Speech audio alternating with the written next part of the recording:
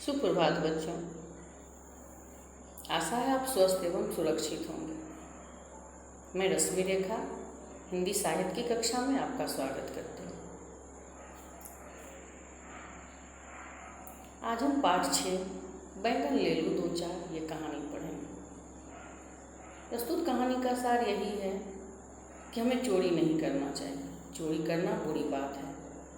इसका परिणाम देर से ही सही लेकिन अवश्य भुगतना पड़ता है। आइए बच्चों देखते हैं बैंगन ले लूं दो चार। बैंगन ले लूं दो चार। कहानी का शीर्षक है बैंगन ले लूं दो चार, यानी दो चार बैंगन लेने की अनुमति मांग रहा है। अब किससे मांग रहा है, आइए ये पाठ को देखते हैं। इसे मुख्य रूप से पाठ का सार यही है कि चोरी नहीं करना चाहिए। किसी का भी सामान हो, चाहे वो खाने पीने का सामान हो या किसी भी प्रकार का सामान हो, बिना पूछे नहीं लेना चाहिए। गणपत तिवारी रामपुर गांव में रहते थे। गांव में सब्जी का बाजार तो लगता नहीं था। जो भी सब्जी किसान अपने खेतों में उगाते, लोग वहीं जाकर पैसा देते और सब्जी ले आते। जो सब्जी गांव के खेतों में नहीं लगी होती, उसके लिए दूर चंदनपुर कस्बे के बाजार में जाना पड़ता था। एक दिन तिवारी जी की पत्नी रमा को बैंगन खाने की इच्छा हुई। उसने तिवारी जी से कहा, आज बैंगन की सब्जी खाने का मन कर रहा है, तुम बैंगन ले आओ। तिवारी जी ने बैंगन लेने घर से निकल पड़े। गांव के बाहर एक नदी बहती थी। उसी के किनारे कुछ खेतों में बैंगन लगे हुए थे। गणपत एक खेत के पास जाकर खड़े हो गए, लेकिन खेत का स्वामी यानी मालिक वहाँ नहीं था। तिवारी जी सोचने लगे, किससे मांगे जी, यानी किसी को नहीं वो देख रहा था, तो सोच रहा था कि ये बैगन हम किससे मांगे। आखिरकार तिवारी जी ने सोचा, खेत का मालिक नहीं है तो क्या हुआ, खेत तो है ना, खेत से ही पूछ लेता हूँ। तिवारी जी ने पुकारा, खेत ओ खेत। खेत तो बोल नहीं सकता था। आप भी समझते हो ना बच्चों, खेत बोल सकता है, नहीं बोल सकता है। तिवारी जी स्वयं ही खेत बनकर बोले, क्या कहते हो गणपत तिवारी। स्वयं यानी खुद ही खेत बन करके बोले। तिवारी जी ने फिर खेत से पूछा, बैंगन ले लूं दो चार। खेत फिर भी नहीं बोला। तिवारी जी फिर खेत की ओर बोले, हाँ हाँ ले लो 10-12, यानी खुद ही खेत भी बन जा रहे थे और खुद ही तिवारी जी भी बने हुए थे। तिवारी जी ने बैंगन तोड़े और घर ले जाकर पत्नी को दे दिए। रमा ने बैंगन का भरता बनाया और स्वाद लेकर दोनों ने मजे से खाया। तिवारी जी को बैंगन की सब्जी बहुत पसंद आई। वे दूसरे तीसरे दिन खेत पर जाते और खेत से पूछते, खेत ओ खेत, बैंगन ले लूं दो चार। फिर स्वयं ही खेत बनकर कहते, हाँ हाँ ले लो 10-12।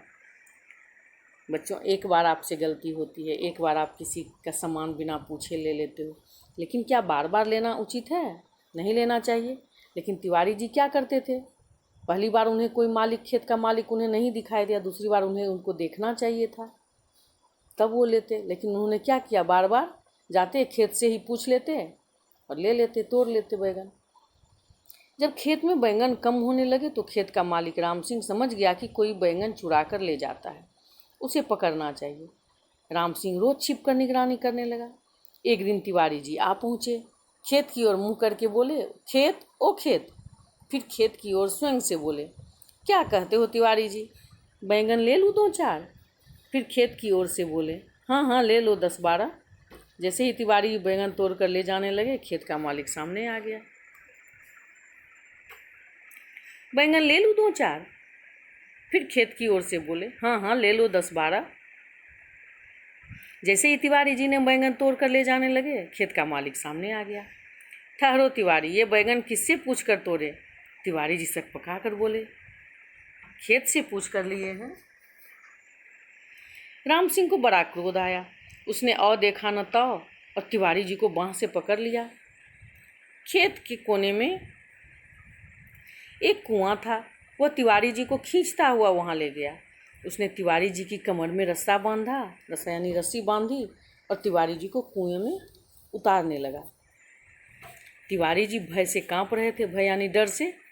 राम सिंह बोला, जिस तरह से उसने देखा था तिवारी को खेत से पूछते हुए, उसी तरह से राम सिंह ने भी कुएं से पूछा, कुएं ओ कुएं। फिर राम सिंह स्वयं ही कुआं बनकर बोला, क्या कहते हो राम सिंह? राम सिंह बोला, तिवारी को डुबकियाँ दिला दूं 2-4। फिर कुएं की ओर से बोला, यानी खुद ही कुआं बनकर फिर बोला, हाँ हाँ दिला दो 10-12। राम सिंह तिवारी को पानी में डुबकियाँ दिलाने लगा, यानी डुबा करके फिर निकालता था, डुबाता था। तिवारी जी के मुंह और नाक में पानी चला गया। 2-3 डुबकियों में ही उनकी हालत पतली हो गई। हालत पतली हो जाना एक मुहावरा है, यानी बुरी हालत हो जाना। फिर गिड़गिड़ा कर बोले, भैया मुझे छोड़ दो, अब कभी चोरी नहीं करूँगा। राम सिंह को उन पर दया आ गई, उसने तिवारी जी को छोड़ दिया। उस दिन के बाद तिवारी जी ने कभी चोरी नहीं की। बच्चों, ये पाठ आपको समझ में आई? किसी का सामान अगर एक बार बहुत मजबूरी है, बहुत ज़रूरी है और सामान का मालिक जो है वो नहीं है मौजूद, तो आप एक बार मान लो ले लेते हो, लेकिन बार बार अगर वही चीज़ आप दोहराते हो तो ये तो गलत है। एक बार आप मजबूरी में ले लिए, दूसरी बार आपको पूछना चाहिए। लेकिन तिवारी जी यही गलती बार बार दोहरा रहे थे। एक बार उन्होंने खेत का मालिक नहीं देखा तो तोड़ लिया, लेकिन दूसरी बार उन्हें खेत के मालिक को देखना चाहिए, पूछना चाहिए, फिर तोड़ना चाहिए। लेकिन बार बार वो यही गलती कर रहे थे। तो चोरी का फल तो कभी न कभी भुगतना ही पड़ता है। वही तिवारी जी को भी भुगतना पड़ा। तो समझ में आई बच्चों ये कहानी आप लोग को? किसी का भी सामान बिना पूछे नहीं छूना चाहिए, ना ही लेना चाहिए। आइए देखते हैं कठिन शब्द। स्वामी, स्वयं, क्रोध, गिड़गिड़ाकर, डुबकियाँ, सकपकाकर। इन कठिन शब्दों को आप अपनी हिंदी की कॉपी में 3-3 बार सुंदर अक्षरों में लिखेंगे। आइए शब्दार्थ देखते हैं। स्वामी, मालिक, स्वयं, अपने आप, सकपकाकर, घबराकर, क्रोध, गुस्सा, भय, डर, दया, रहम, गिड़गिड़ाकर, प्रार्थना करते हुए। हालत पतली करना, ये भी मुहावरा है, बुरा हाल होना। और देखा न तो, यानी बिना कुछ सोचे समझे। कठिन शब्दों के बाद आप इन शब्दार्थ को लिखेंगे अपनी हिंदी की कॉपी में। गृह कार्य देख लेते हैं बच्चों। कठिन शब्द को सुंदर लिखावट में 3 बार लिखें।